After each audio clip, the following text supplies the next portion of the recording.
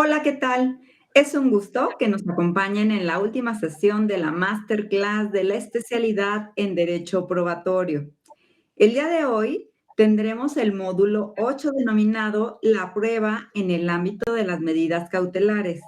Y es un gusto que esté con nosotros para impartir este módulo el doctor Diego Deivecchi, a quien le doy la más cordial bienvenida. Y antes de cederle el uso de la voz, voy a leer su síntesis curricular. El doctor Diego Deivecchi es investigador postdoctoral en la Universidad de Girona. Codirige junto con Jordi Ferrer Beltrán Quaestio Facti, revista internacional sobre razonamiento probatorio. Ha sido profesor de filosofía del derecho, derecho procesal penal y de argumentación jurídica en diversas universidades y ha participado en diversos cursos de posgrado y diversos congresos en distintos países. Parte de su investigación concierne a cuestiones relativas al razonamiento probatorio y la argumentación jurídica. Entre sus publicaciones en esta materia figuran Problemas probatorios perennes, Fontamara, México, 2018. La decisión de encarcelar preventivamente y otros peligros procesales, ad hoc Buenos Aires, 2017.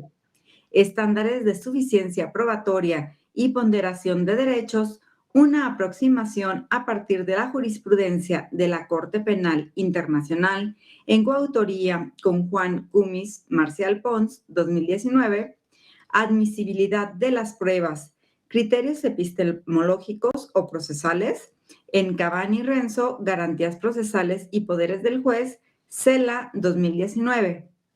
El error de Laudan, duda razonable y absolución de los culpables en la Revista Internacional de Evidencia y Prueba en 2020. Doble instancia, inmediación y valoración de la prueba en el Código Nacional de Procedimientos Penales en Boletín Mexicano de Derecho Comparado en 2018. La peligrosidad judicial sobre la justificación de la premisa fáctica de la prisión preventiva en la decisión judicial y algunas críticas no tan frecuentes. La Ley Penal 115 en 2015. Acerca de la fuerza de los enunciados probatorios, el salto constitutivo en Doxa 37, 2014. 3 discusiones acerca de la relación entre prueba y verdad en Discusiones 13 en 2013 y acerca de la justificación de la prisión preventiva y algunas críticas frecuentes en Revista de Derecho Valdivia, volumen 26, número 2 en 2013. Doctor Diego Deivecchi, le doy de verdad la más cordial bienvenida. Es un gusto que esté con nosotros y bueno, pues sin más, le cedo el uso de la voz. Bueno, muchísimas gracias, Gaby, te agradezco mucho la presentación. Me da muchísimo gusto saludarlos y saludarlas y me da mucho gusto participar en esta especialización, en este curso en razonamiento probatorio, que me parece una gran iniciativa y una iniciativa necesaria además en general para cualquier persona interesada en el derecho. Yo iré directamente al tema que nos ocupa, el tema sobre el que va a versar el curso de estos 3 días, y haré en la hora que sigue un resumen de aquello en lo que consistirá todo el curso. Este curso es sobre los aspectos probatorios vinculados con las medidas cautelares. Y la idea mía es desarrollar las cuestiones probatorias relativas a las medidas cautelares de un modo muy general. Si no voy a hacer referencia a medidas cautelares en concreto, ni tampoco, muchísimo menos, a legislaciones específicas. La idea es trabajar sobre las decisiones judiciales, los parámetros de justificación de las decisiones judiciales que imponen medidas cautelares, que son medidas que coartan o derechos reconocidos a las personas de modo pretendidamente justificado a efectos de proteger las finalidades del proceso. ¿Sí? Se suele decir las medidas cautelares no son sanciones o reacciones frente a la violación del derecho, sino que son medidas que conculcan derechos muy parecidos a las sanciones en este aspecto, pero cuya finalidad es proteger fines procesales. Y en esto consiste la cautela. Y, como les decía, mi intención es dedicarnos principalmente a analizar las decisiones judiciales. Porque son las decisiones judiciales donde se van a presentar los problemas probatorios relativos a las medidas cautelares, que son aquellos que específicamente se tratarán en el curso. Las medidas cautelares suelen ser clasificadas de alguna manera inicialmente, o hace años, o la tradición dogmática del derecho procesal solía distinguir medidas cautelares entre reales y personales, ¿sí? Una clasificación que a mí me parece un poco más ilustrativa, o un poco más útil desde el punto de vista pedagógico, es aquella que distingue de acuerdo a cuál es el derecho conculcado por la medida de que se trate. Como les decía, las medidas cautelares afectan derechos de las personas que, en general, de las partes en el proceso, de alguna de las partes, y de acuerdo a cuál derecho se vea afectado, se hace la clasificación de la medida cautelar de que se trate. Hay medidas cautelares que afectan la libre disposición de los bienes, ¿sí? Como por ejemplo el embargo. Hay medidas cautelares que afectan el derecho a ejercer cierta industria, a trabajar de cierta cosa o a llevar a cabo cierta actividad. Hay medidas cautelares que afectan la intimidad hogareña, ¿sí? o el domicilio, la privacidad. Hay medidas que afectan la integridad psicofísica y moral, y hay otras que afectan directamente la libertad física o ambulatoria. Yo aquí estoy englobando medidas cautelares que aparecen en todo tipo de procedimiento, sea en el proceso civil, sea en el proceso penal. La libertad ambulatoria o física difícilmente se ve afectada en un procedimiento de tipo civil, pero en el proceso penal hay medidas como la detención o la prisión preventiva que conculcan este derecho. La idea de este curso es avanzar sobre la justificación de estas medidas, y la justificación tanto en términos normativos, ¿sí? Tanto la justificación de las normas que establecen que es posible llevar a cabo estas afectaciones de derecho, y en especial la justificación de la aplicación de esas normas, haciendo alusión a las cuestiones probatorias, a cuáles son los hechos que hay que probar para aplicar una medida cautelar. La cuestión es que cuáles hechos haya que probar depende de cómo se constituyan las normas que regulan cada medida cautelar, la medida cautelar de qué se trate. Y esto es lo que tenemos que averiguar en primer término. El curso tratará de ofrecer una matriz de análisis, ¿sí? de carácter general para el análisis de las decisiones judiciales, y eventualmente para tener herramientas para justificar decisiones judiciales que apliquen medidas de carácter cautelar. La cuestión de la justificación normativa de las medidas cautelares apunta principalmente a resolver ciertas tensiones que se presentan entre las medidas cautelares porque conculcan derechos o afectan derechos en general constitucionalmente reconocidos, frente a la necesidad, ¿sí? de conculcar esos derechos. Hay tensiones entre principios constitucionales. Se dice que es necesario afectar derechos de las personas que participan en los procesos, por un lado. Al mismo tiempo se dice que esas personas tienen garantizado que esos derechos son inviolables. Entonces la justificación normativa de las medidas cautelares, que trataremos de elucidar más o menos, apunta a resolver esas tensiones, a cómo justificar la conculcación de derechos en principio constitucionalmente reconocidos.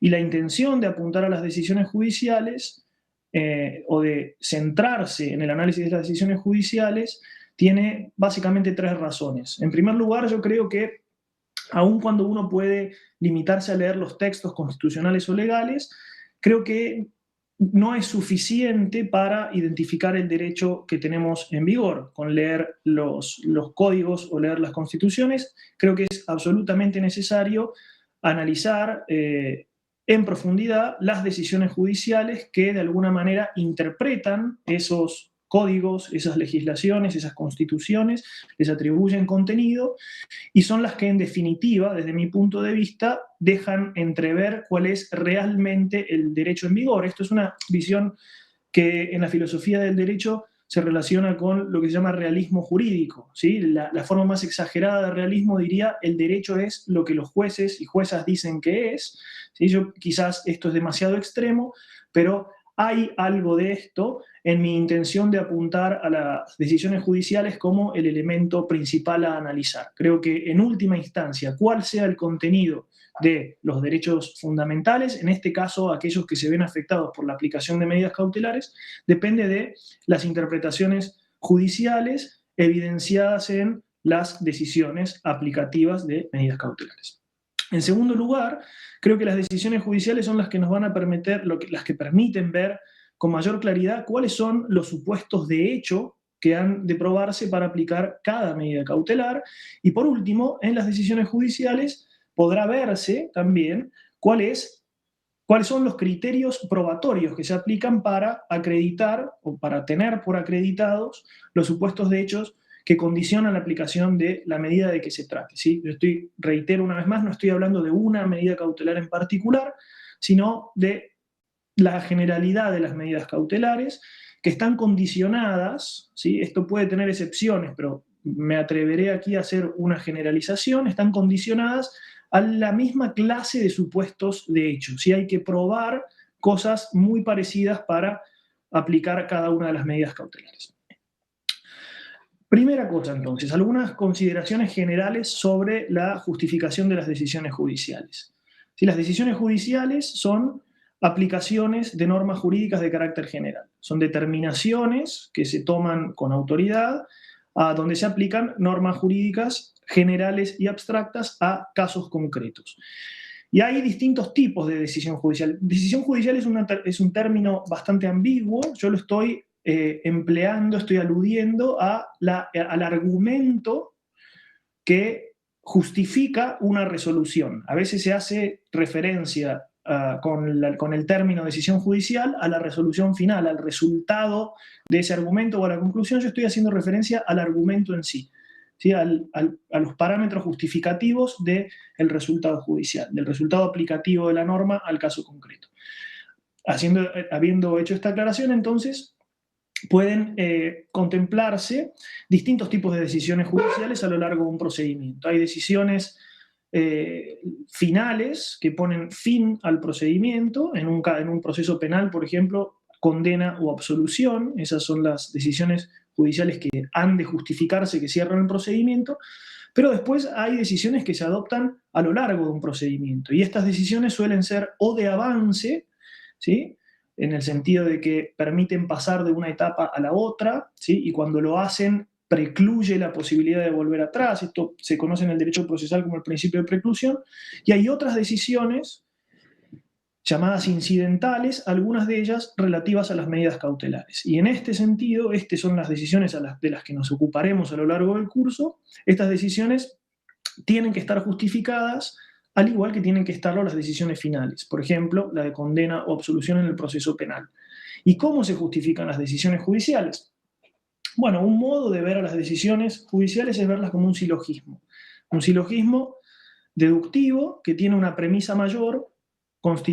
La premisa mayor se identifica con una norma general y abstracta, y estas normas pueden ser reconstruidas como condicionales. Hay un antecedente en la norma, que es el supuesto de hecho, y un consecuente, que es la consecuencia jurídica, ¿sí? Por ejemplo, si nosotros pensamos en una norma del Código Penal, en un tipo penal, podríamos decir que si una persona mata a otra, y este es el supuesto de hecho, el condicionante, entonces debe ser condenada a prisión, por ejemplo, y este es el consecuente o la consecuencia jurídica. Las normas pueden ser reconstruidas en general de este modo condicional. La premisa mayor de una decisión judicial es una norma de este tipo, una norma general y abstracta que tiene un antecedente y un consecuente.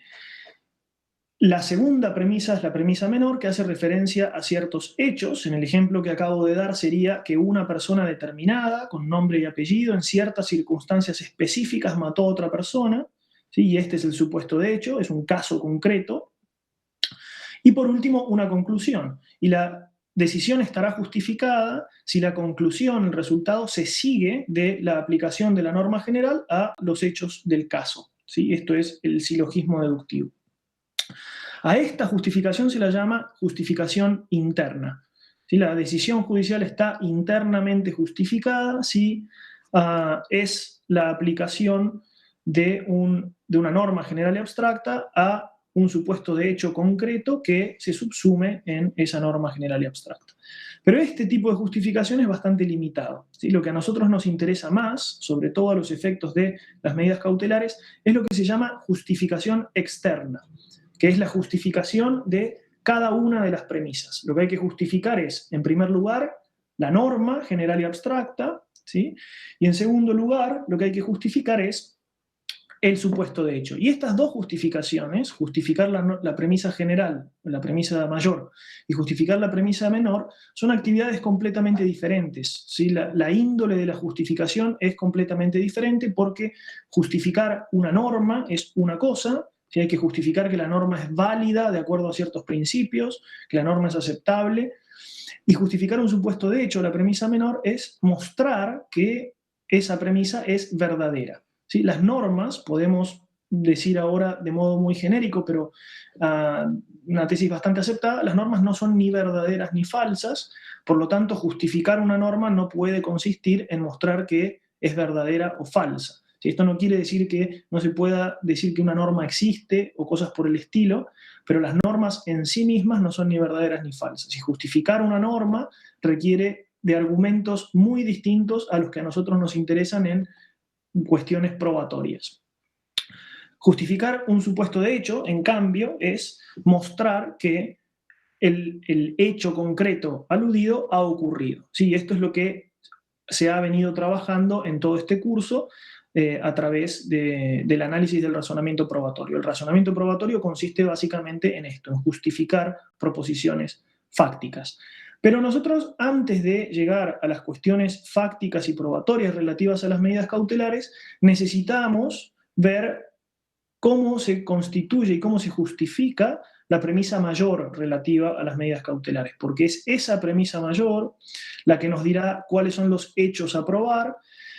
Veremos que los hechos a probar en el caso de las medidas cautelares son muy particulares, son hechos de un carácter muy peculiar y que nos hacen dudar acerca de si realmente son hechos o no, y esto es lo que nos ocupará sobre el final.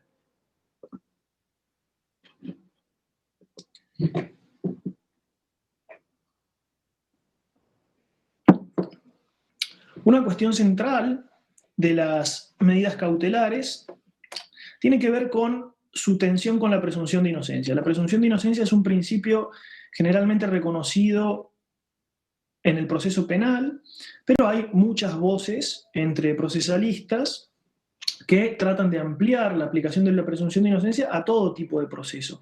Y la idea es que nadie puede ser tratado como responsable de aquello por lo que se lo acusa o de aquello en virtud de lo cual se lo demanda. Nadie puede ser tratado como responsable si no hay una condena, ¿sí?, lograda luego de un procedimiento con características muy especiales.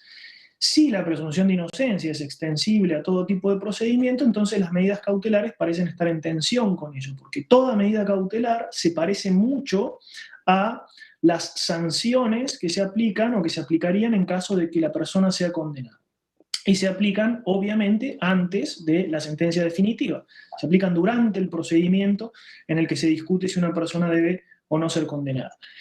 Pero, ¿cómo se resuelve esta tensión? ¿Cómo se justifica la posibilidad de medidas cautelares? Bueno, se apela a la finalidad de las medidas. Y leeré aquí una cita de Calamandrei, un autor, un procesalista italiano, muy reconocido, y muy reconocido en particular por sus aportes al análisis de las medidas cautelares. Él dice: la función de las medidas cautelares nace, por tanto, de la relación entre dos términos: la necesidad de que la medida, para ser prácticamente eficaz, emane sin tardanza, y la ineptitud del proceso ordinario para proporcionar sin retardo una decisión definitiva.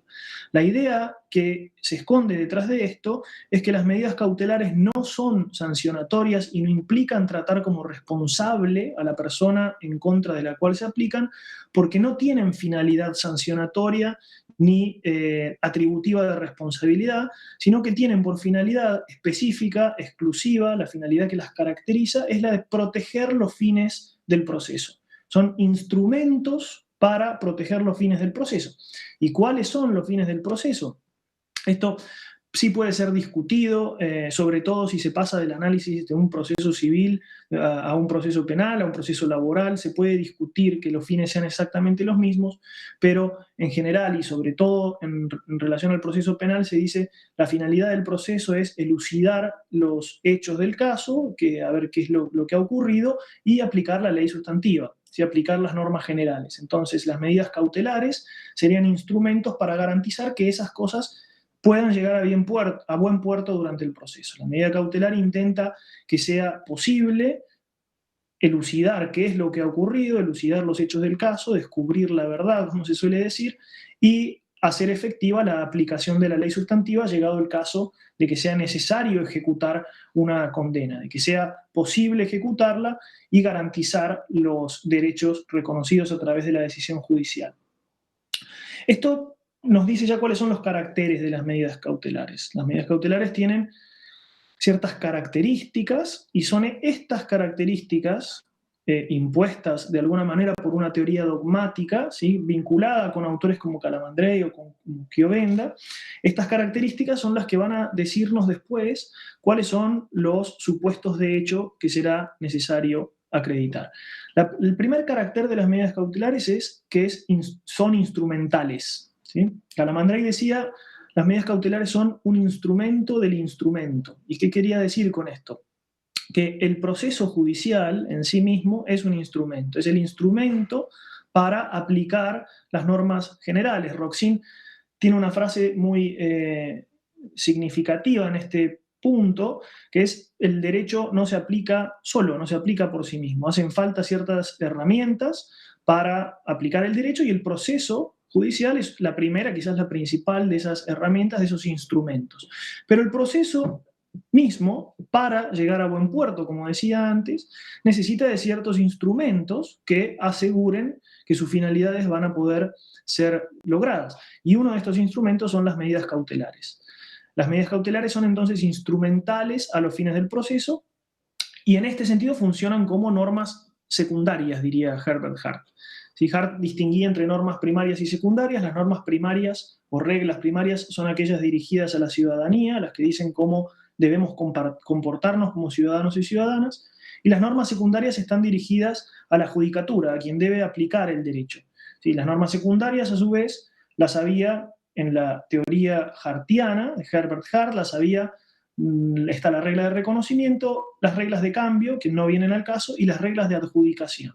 Las reglas de adjudicación dicen cómo se debe aplicar el derecho. Bueno, las medidas cautelares son ejemplos de este tipo de normas. Son normas de adjudicación, están dirigidas a la judicatura e indican cómo deben resolverse ciertas cosas. En este caso, cómo deben conculcarse ciertos derechos de las partes del proceso para proteger los fines del proceso, para que el proceso pueda lograr aquello que con él se busca. El segundo carácter, ¿sí? Dejamos de lado la instrumentalidad, el segundo carácter es que las medidas cautelares, se dice, son excepcionales. Como son menoscabos a derechos y en general derechos constitucionalmente reconocidos, se dice no pueden ser la regla, sino que deben aplicarse sobre la base de la excepcionalidad. ¿Sí? Solamente cuando sean absolutamente indispensables, cuando sea indispensable conculcar ese derecho, entonces han de aplicarse. El tercer carácter es la proporcionalidad.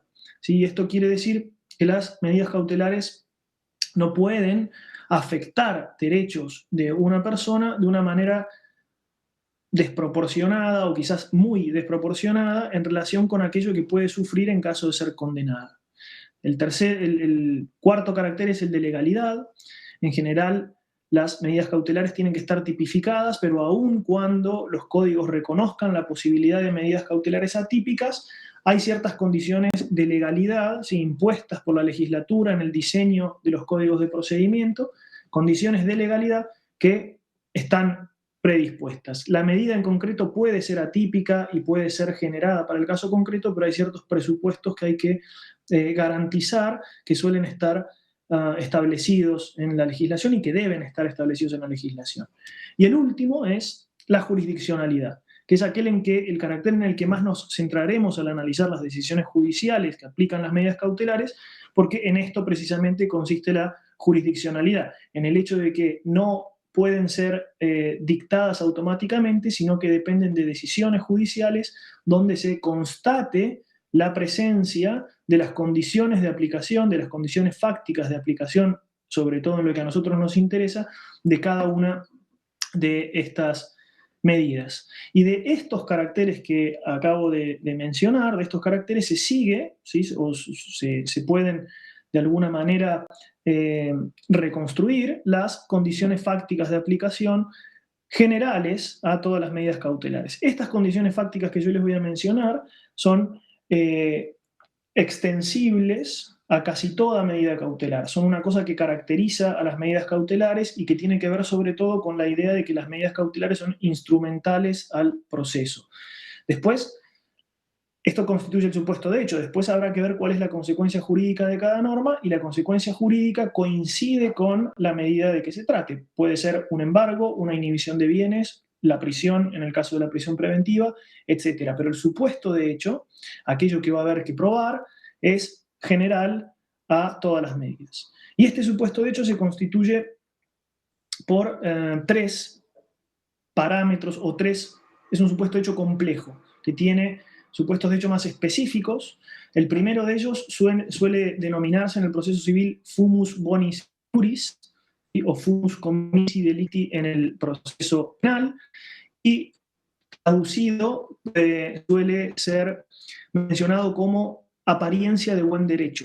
¿Sí? La idea de este supuesto de hecho es que hay que tener cierto caudal de prueba, cierto caudal probatorio respecto de los hechos de fondo. ¿Sí? Si lo que se está investigando es la falta de pago de un deudor, por ejemplo, hay que tener cierta cantidad de prueba respecto de que esa falta de pago se ha dado efectivamente para que sea legítimo aplicar una medida cautelar como el embargo. ¿Sí? Si la medida cautelar es la prisión preventiva, si aquella que se quiere aplicar es la prisión preventiva, entonces hay que tener cierto caudal de prueba respecto de que la persona imputada ha cometido el delito que se le atribuye para que sea legítimo aplicar la prisión preventiva.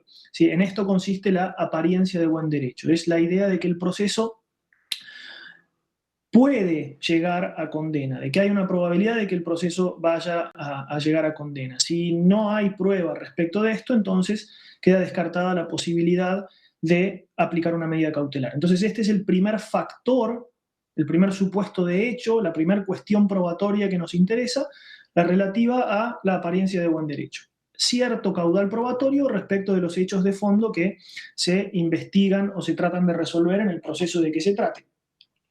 Pero este supuesto de hecho es mínimo. ¿Sí? Yo considero que ni siquiera es de lo más importantes. Opera como garantía quizás para la persona demandada o imputada, pero no es lo que caracteriza a las medidas cautelares. Como decía antes, las medidas cautelares son instrumentales al proceso en el sentido de que están dirigidas a proteger los fines del proceso en caso de que estos estén en riesgo, y entonces el más importante factor probatorio va a tener que ver con el segundo supuesto de hecho, o el segundo factor probatorio de las medidas cautelares, que es lo que se llama periculum in mora o periculum libertatis. ¿En qué consiste esto? En el peligro de que si la medida cautelar no se aplica, los fines del proceso se vean frustrados. ¿Sí? En el caso del proceso penal, el peligro de que si el imputado no es encerrado en la cárcel, en el caso de la prisión preventiva, vaya a lograr fugarse o vaya a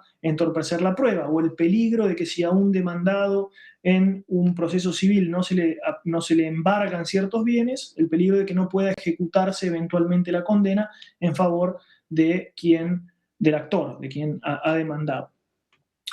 Entonces, el segundo factor probatorio es quizás el central y el característico y el más problemático también en el caso de las medidas cautelares, y es este peligro en la demora, este peligro de que si no se aplica la medida cautelar, entonces puede llegar a verse frustrado alguno de los fines del proceso.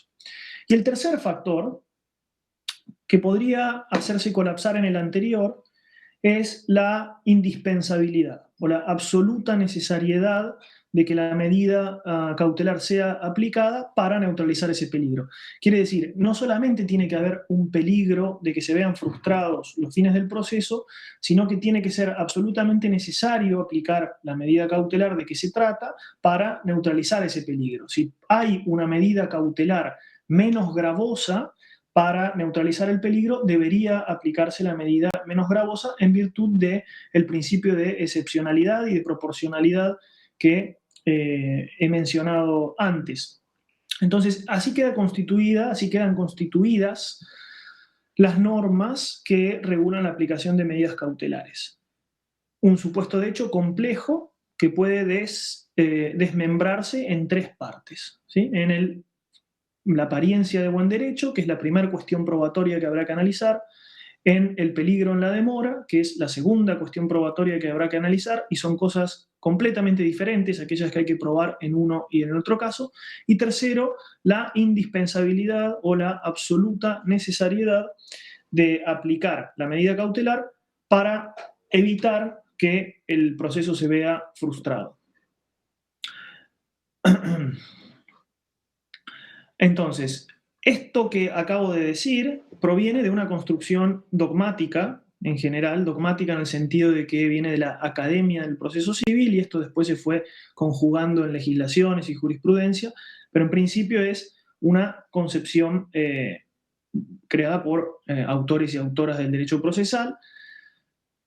¿Qué es lo que debe justificarse en términos de la premisa normativa? ¿Sí? Porque la pregunta se puede seguir haciendo. Bueno, ¿por qué está justificado conculcar esos derechos en caso de que se vean posiblemente frustrados los fines del proceso? Y esta es una pregunta que no me parece del todo obvia en cuanto a la respuesta, al menos frente a la afectación de ciertos derechos. Hay mucha gente que dice que puede estar justificado embargar ciertos bienes para proteger los fines del proceso, pero no puede estar justificado encerrar a una persona en la cárcel para proteger los fines del proceso. Entonces, la primera pregunta que hay que hacerse acerca de las medidas cautelares es hasta qué punto, frente a las constituciones que tenemos, está efectivamente justificada el menoscabo de derechos fundamentales para la protección de los fines del proceso.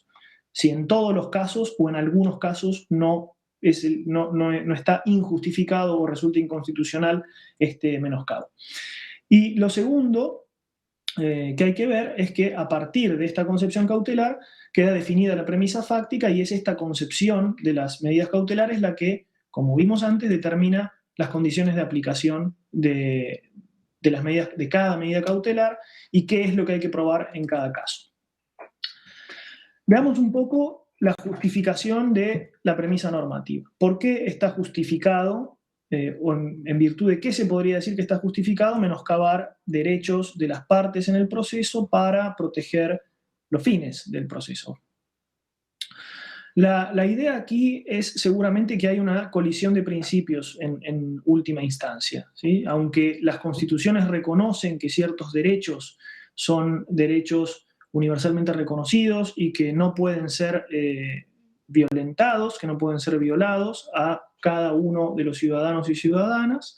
También hay otros principios que indican que se debe proteger la tutela judicial efectiva o que se debe llegar al descubrimiento de la verdad en los procesos penales, por ejemplo. Esto dependerá de las redacciones de las constituciones, pero lo que hay en el fondo de las teorías justificativas de las medidas cautelares parece ser esto, que hay un choque, una colisión entre principios de la misma jerarquía legal, ¿sí? En principio constitucional o puede ser convencional también para aquellos ordenamientos que hayan reconocido con jerarquía constitucional ciertos tratados.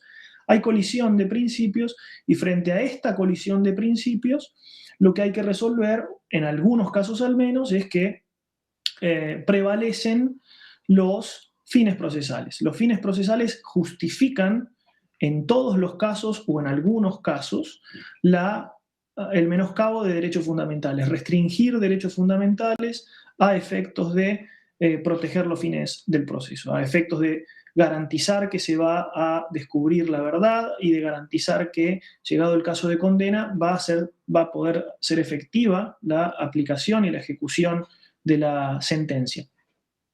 Y esto es el argumento que se podría desarrollar más, pero por el momento lo dejaré planteado así de este modo sucinto. Este es el argumento que hay detrás de la justificación de las medidas cautelares. Entonces, aunque se restringen hasta cierto punto derechos fundamentales, esto parece estar justificado, parece aceptarse como justificado en general en las sentencias. Hay muchas sentencias de la Corte Interamericana, por ejemplo, donde esto se dice de modo más o menos explícito, que hay colisión de principios, que frente a esta colisión de principios hay una exigencia de aplicar ciertas medidas para garantizar que los fines del proceso se lograrán.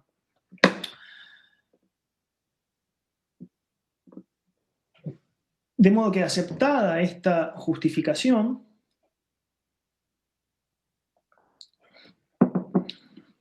lo que corresponde ahora sí es pasar a ver las cuestiones netamente probatorias, las cuestiones relativas a la justificación de la premisa fáctica. Y la premisa fáctica, les había dicho, se constituye por 3 supuestos de hecho relativamente distintos que pueden ser desmembrados. El primero de esos supuestos de hecho, ¿sí?, de acuerdo a la concepción más tradicional de las medidas cautelares, como les dije, es el fumus comissi delicti, ¿sí?, o el fumus bonis iuris, o la apariencia de buen derecho. Y aquí se presenta la cuestión relativa a los estándares de prueba, sobre todo. Nosotros tenemos en un proceso judicial un objeto de proceso, una cuestión sobre la cual versa la litis, que es la cuestión que hay que elucidar, ¿sí? Y esto constituye una hipótesis que hay que probar, una hipótesis fáctica, ¿sí?, donde en algunos procedimientos se le suele llamar la traba de litis, ¿sí?, es aquello sobre lo cual se discute.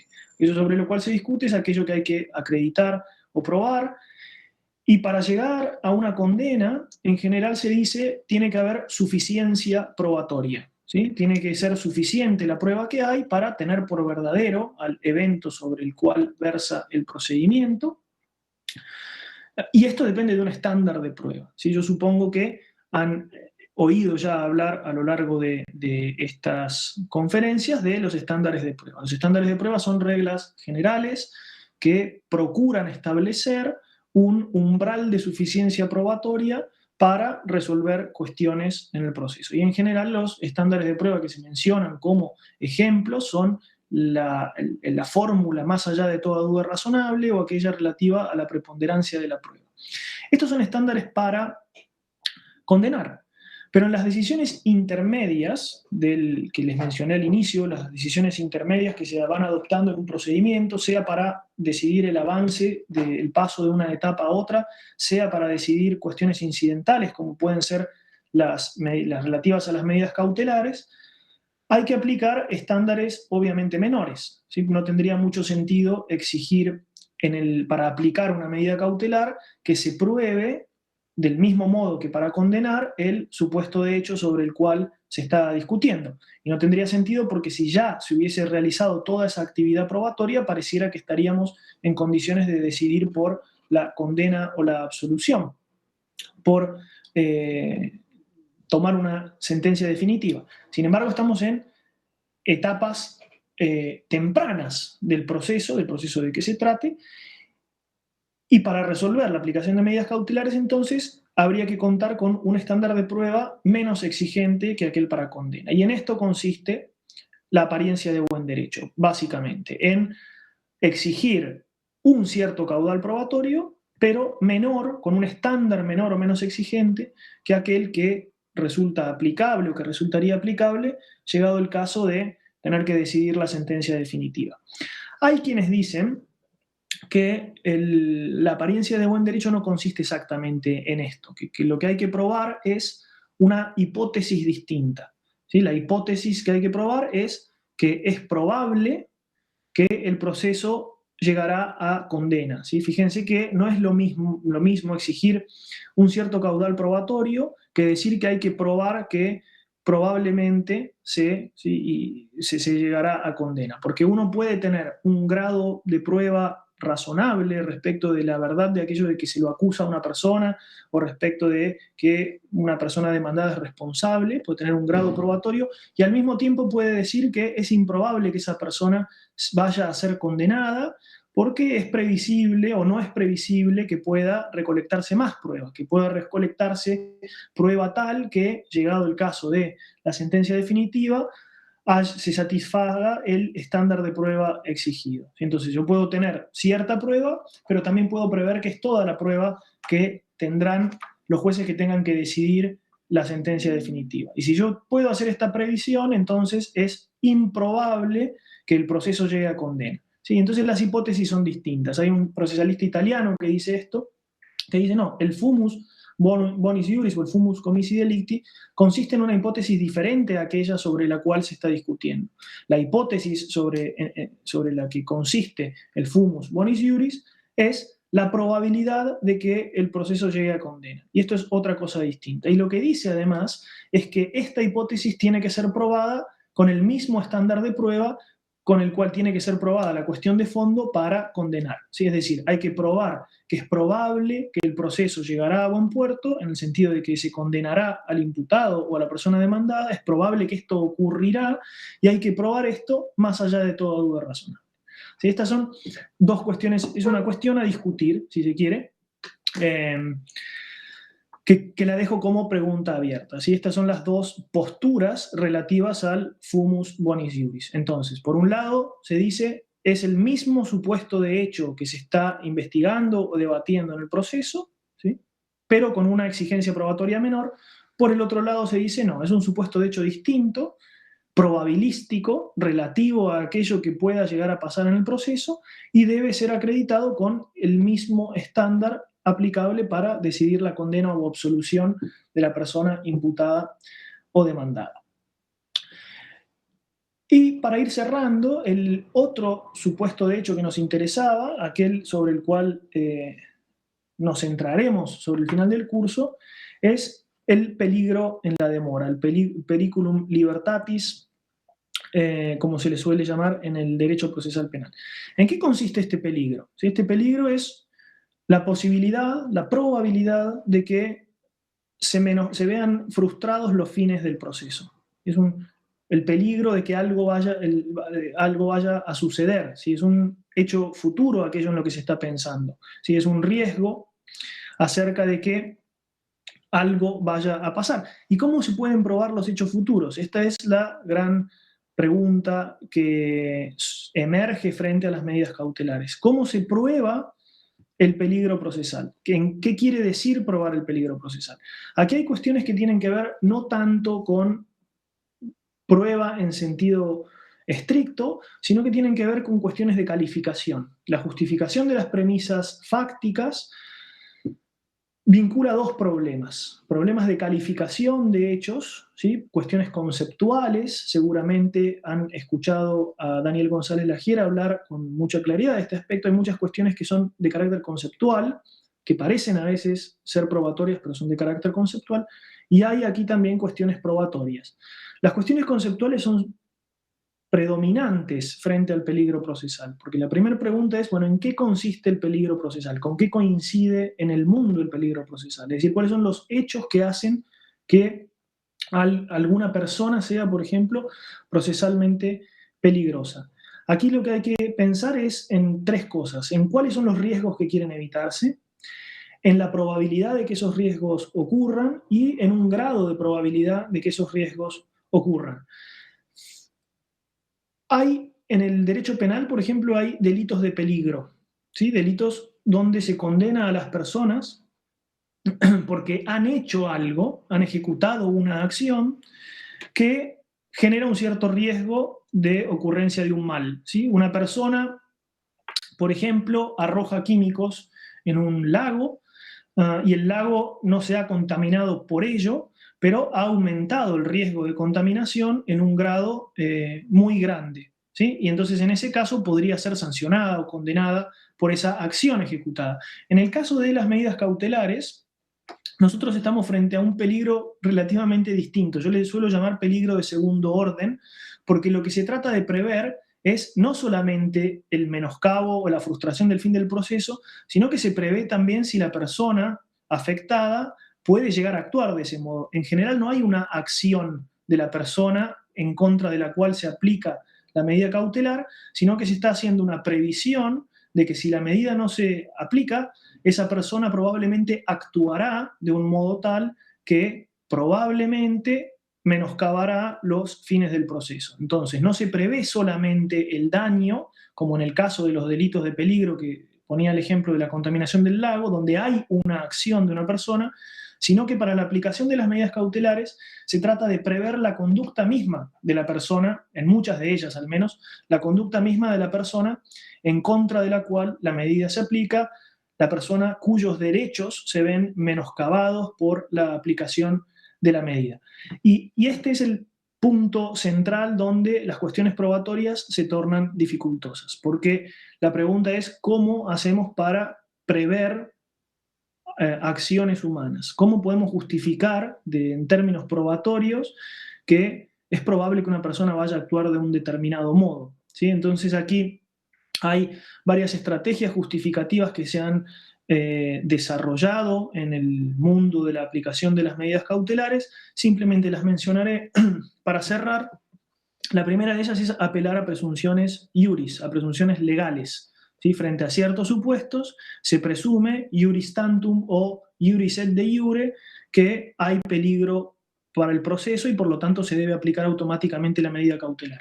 Lo primero a decir frente a esto es que las presunciones iuris no son prueba, no son argumentos relativos a cuestiones probatorias, pero son elusiones a la prueba, son atajos, ¿sí? O sucedáneos, como se suele decir, de la prueba. Las presunciones iuris entonces nos sacarían de la cuestión probatoria y de alguna manera serían una vulneración al principio de jurisdiccionalidad que antes mencioné, porque si hay una presunción iuris, la medida cautelar se torna de aplicación automática. No hay realmente una decisión judicial donde se acrediten los supuestos de hecho que es necesario acreditar para aplicar medidas cautelares. La segunda estrategia tiene que ver con recurrir realmente a inferencias probatorias y aquí la pregunta se torna relevante en torno a cuáles son las indicios, las máximas de experiencia que permiten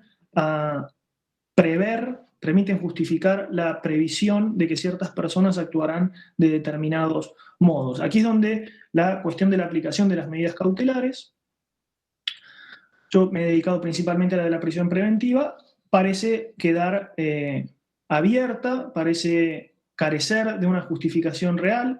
Actualmente hay muchos trabajos que tratan de apelar a las neurociencias para resolver estas cuestiones probatorias, pero mi conclusión hasta ahora es que, en rigor de verdad, ante la falta de máximas de experiencia, ante la imposibilidad de decir con sensatez que se están previendo conductas humanas, entonces no estamos realmente frente a una cuestión probatoria, sino que estamos frente a una cuestión conceptual. Lo que se hace es ligar ciertos indicios o ciertos datos con la idea de peligrosidad procesal y así se define a la peligrosidad procesal más que se la prueba. ¿Sí? Esto será la cuestión de mayor discusión sobre el final del curso.